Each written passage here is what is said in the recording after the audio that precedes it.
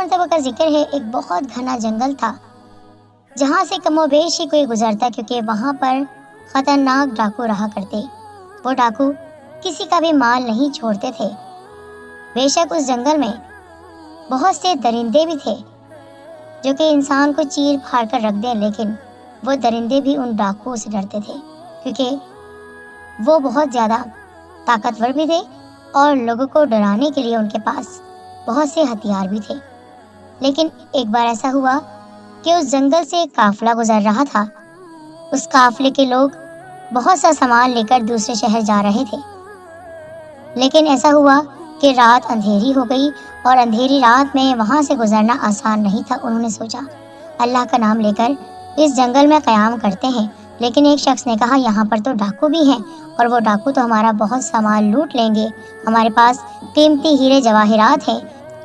اب اللہ تعالیٰ کا وہ نیک بندہ جو پوری رات عبادت کرنے والا تھا اور جس کے یقین پر لوگ وہاں ٹھہرے تھے اور اس پر یقین کر کے وہ سو بھی گئے تھے کہ اس نے کہا ہے اللہ تعالیٰ ہماری حفاظت کرے گا اور انشاءاللہ کچھ نہیں ہوگا، وہ شخص نفل نماز ادا کر کے قرآن پاک کی تلاوت کر رہا تھا۔ اب یہاں پر سنیے، وہ ڈاکو جو بہت ہی زیادہ دہشت ناک تھا، جب اس کو خبر ملی کہ فلاں جنگل میں آ گیا ہے قافلہ اور بہت سا ساز و سامان ہے ان کے پاس، قیمتی ہیرے جواہرات ہیں اور آج تک ایسا قافلہ جنگل سے نہیں گزرا، اس ڈاکو نے کہا کہ موقع غنیمت ہے اور اگر یہ مال ہمیں مل گیا تو ساری زندگی عیش کریں گے، ہمیں تو یہ قافلہ لوٹنا ہے۔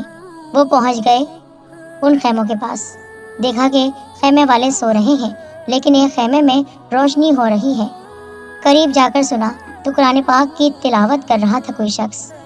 پہلے تو ناگواری ہوئی کہ یہ کیا پڑھ رہا ہے، لیکن جب وہ شخص اس آیت پر پہنچا کہ جس کا ترجمہ ہے کیا ایمان والوں کے لیے وہ وقت نہیں کہ ان کے قلوب اللہ کے ذکر سے خوف زدہ ہو جائیں، یعنی ان کے دل اللہ کے ذکر سے ڈر جائیں، کیا ایمان والوں کے لیے وہ وقت نہیں آیا؟ آپ دیکھیے، جب اللہ تعالیٰ کسی کے دل کی دنیا کو بدلنا چاہتا ہے تو ایک آیت سے ہی سب کچھ بدل جاتا ہے۔ کایا پلٹ گئی تھی۔ اس آیت قرآنی کو سنا اس ڈاکو نے اور اس قدر اثر ہوا کہ جیسے کسی نے اس کے دل میں کوئی نشتر یعنی تیر اتار دیا ہو۔ وہ ڈاکو انتہائی رقت آمیز لہجے میں خود سے کہنے لگا، یعنی روتے ہوئے، گڑ گڑا کر، شدید آنسو بہاتے ہوئے کہ اے فضیل، آخر تم یہ غارت گری اور لوٹ مار کب تک جاری رکھو گے؟ یعنی لوگوں کو لوٹنا، ان کی بد دعائیں لینا، ان کی محنت سے کمائی ہوئی رقم کو اپنے قبضے میں لے کر عیش کرنا، کب تک یہ کام جاری رکھو گے؟ اب وہ لمحہ آ گیا ہے کہ تم اللہ کے بتائے ہوئے سیدھے راستے پر چل پڑو۔ یہ کہہ کر زار و قطار روتے جا رہے تھے اور پوری یکسوئی کے ساتھ اس تلاوت کو سن رہے تھے۔ اب وہ ڈاکو نہیں تھے بلکہ اللہ تعالیٰ کے ایک بہت بڑے ولی بن چکے تھے، یعنی جن کا نام ہوا حضرت فضیل بن ایاز رحمۃ اللہ علیہ۔ آپ رحمۃ اللہ علیہ کے راہ راست پر آنے اور حق گوئی کو اختیار کرنے کا یہ بڑا عجیب و غریب واقعہ ہوا۔ پھر آپ اس خیمے والے کے پاس گئے اور اس نیک شخص کے پاس جا کر کہا اللہ تعالیٰ نے تمہاری آواز کو بہت پرسوز بنایا ہے، تم نے صرف ایک آیت کو پڑھا اور میرے دل کی دنیا بدل گئی، کیا ہی اچھا ہو کہ تم مجھے طریقہ بتاؤ اللہ تعالیٰ کی عبادت کرنے کا۔ پھر کافی عرصے اس شخص کے ساتھ آپ رہے، صحبت میں رہے، عبادت سیکھی، ذکر و اذکار کے جو تمام سلسلے ہوتے ہیں ان سب کو سیکھا، اللہ کے ولی بن چکے تھے۔ آپ نے اپنے پیشے کو ترک کر دیا تھا۔ لوگ حیران تھے کہ آخر آپ نے ڈاکے جیسے کام کو کیوں چھوڑ دیا جو کہ آپ عرصے دراز سے کر رہے ہیں، رہزنی کر رہے ہیں، لوگوں کو لوٹ رہے ہیں۔ آپ نے کہا نہیں، ایک آیت نے دل کی دنیا بدل دی، اب میں یہاں سے رخصت چاہتا ہوں، مجھے جانے دو میرے بھائیوں۔ آپ اپنے شاگردوں، اپنے ساتھیوں کو چھوڑ کر وہاں سے چل پڑے۔ آپ کبھی ریگستانوں میں، کبھی جنگلوں میں، کبھی بیابانوں میں جاتے اور اللہ کے ولی کبھی بھی ایک جگہ قیام نہیں کرتے، وہ یہاں سے وہاں سفر کرتے رہتے ہیں۔ ایک بار ایسا ہوا کہ آپ پوری یکسوئی کے ساتھ عبادت کر رہے تھے۔ رات کے اس پہر آپ عبادت کرتے کرتے شدت سے رونے لگے اور توبہ کرنے لگے، اللہ تو مجھے معاف کر دے، میں نے کس طرح گمراہی میں یہ عمر کاٹی، یا اللہ اگر تو نے اب میرے دل کو بدل دیا ہے تو آگے بھی میری مدد فرمانا۔ اس کے بعد آپ اس ریگستان میں جا پہنچے جہاں ایک قافلے نے پڑاؤ ڈالا ہوا تھا، یعنی قافلے والوں نے خیمے لگائے ہوئے تھے۔ جب آپ پڑاؤ کے قریب پہنچے تو آپ کے کانوں میں قافلے میں شامل ایک شخص کی آواز پڑی۔ وہ کہہ رہا تھا، ارے بھائی، اس راستے میں فضیل ڈاکے ڈالتا ہے، اس لیے ہمیں اب راستہ تبدیل کر دینا چاہیے۔ سنا ہے بہت ہی زیادہ وہ خطرناک ڈاکو ہے، کسی کو نہیں چھوڑتا۔ مجھے تو ڈر ہے ہمارا قیمتی سامان لوٹ لے گا وہ۔ فضیل بن ایاز رحمۃ اللہ علیہ، جب آپ نے یہ بات سنی تو آپ کی آنکھوں میں آنسو آ گئے، کیونکہ آپ نے تو سچی توبہ کر لی تھی اور آپ نے اللہ تعالیٰ سے دعا بھی کی تھی کہ اللہ اب میں کبھی بھی گناہ کی طرف نہ آؤں۔ آپ نے یہ سنا تو اس شخص کے سامنے چلے آئے اور بولا، لوگو، اب آپ بے فکر ہو جائیں، کیونکہ میں نے رہزنی سے پکی توبہ کر لی ہے، یعنی میں اب ڈاکو نہیں ہوں، میں نے لوٹ مار سے توبہ کر لی ہے، اب کبھی بھی اس طرف نہیں آؤں گا۔ پھر آپ نے ان تمام لوگوں سے معافی چاہی اور کہا کہ میں نے آپ سب کو لوٹا بھی ہے اور سب کے پیسے اگر میرے پاس ہوتے تو میں واپس کرتا، لیکن اس وقت میں خالی ہاتھ ہوں۔ تمام لوگوں نے آپ کو معاف کر دیا، کہا یہ تو بڑا اچھا ہوا کہ تم نے اس کام کو چھوڑ دیا ہے۔ اب وہ لوگ تھے تو مسلمان، لیکن ان میں تھا ایک یہودی۔ اس یہودی نے کہا، میں تمہیں کیسے معاف کر دوں؟ تم نے تو مجھے ایسے لوٹا ہے کہ میں اب تک سنبھل نہیں سکا ہوں، پھر بھی میں اپنا کام جاری رکھے ہوئے ہوں۔ میں تمہیں معاف نہیں کر سکتا، میں انکار کرتا ہوں۔ اور اگر معافی مانگنا چاہتے ہو اور اپنے آپ کو کہتے ہو کہ میں اللہ کا بہت مقرب بندہ بن گیا ہوں اور اس سے سچی توبہ کر لی ہے، تو تمہیں تمہارے رب کا ہی واسطہ دے کر کہتا ہوں کہ میری یہ شرط ہے، اگر تم سامنے والی پہاڑی کو یہاں سے ہٹا دو تو میں مان جاؤں گا کہ تم اپنے رب کے ولی ہو، یعنی تم اس کے دوست ہو۔ اور پھر یہی نہیں بلکہ میں تمہارے ہاتھوں پر اسلام بھی قبول کروں گا۔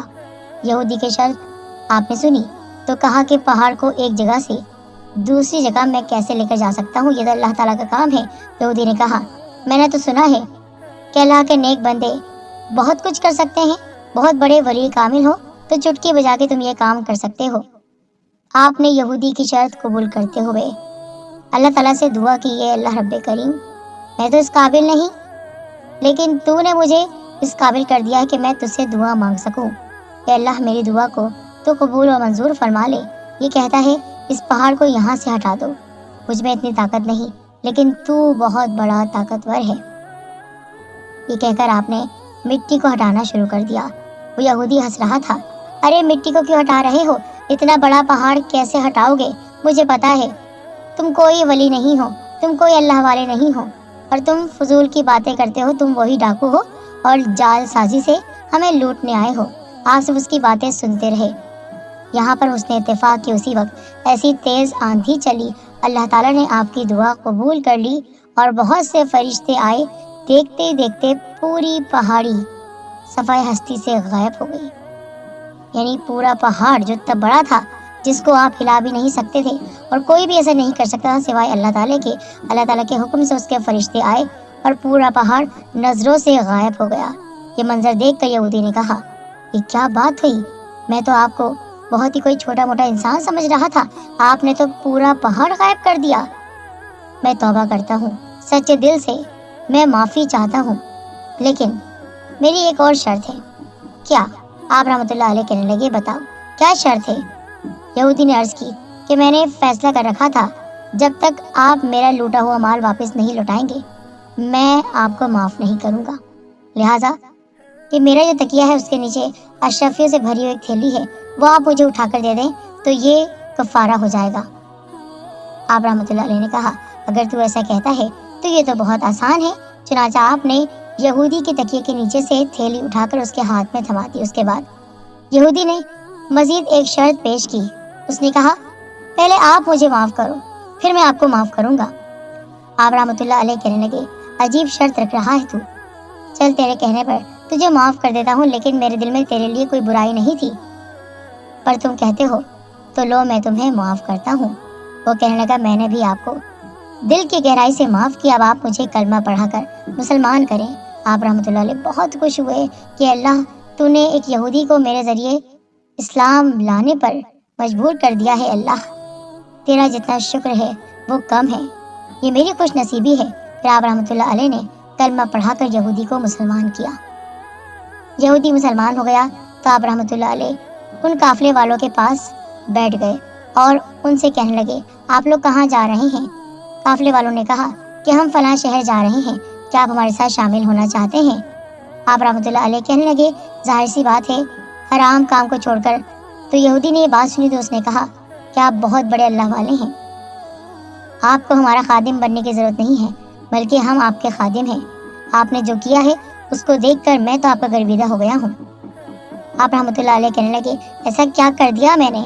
یہ تو سب جو کچھ کیا ہے اللہ رب کریم نے کیا ہے۔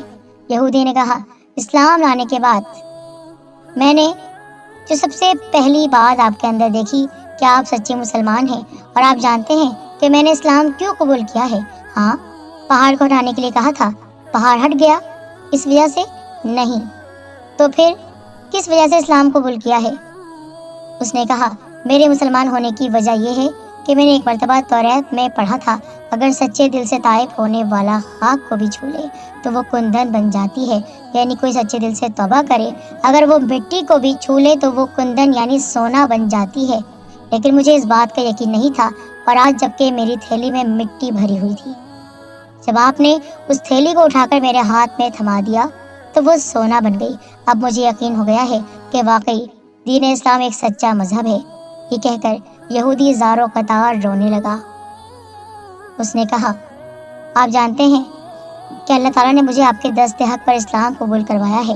پھر اس شخص نے اللہ اور اس کے رسول صلی اللہ علیہ وآلہ وسلم سے لو لگا لی۔ یوں حضرت فضیل بن ایاز رحمۃ اللہ علیہ نے سیدھے راستے پر آتے ہی سب سے پہلے ایک یہودی کو مسلمان کر کے اپنے ولی اللہ ہونے کا ثبوت فراہم کر دیا، اور یہ سب کرنے والی ذات ہے صرف اللہ تعالیٰ کی۔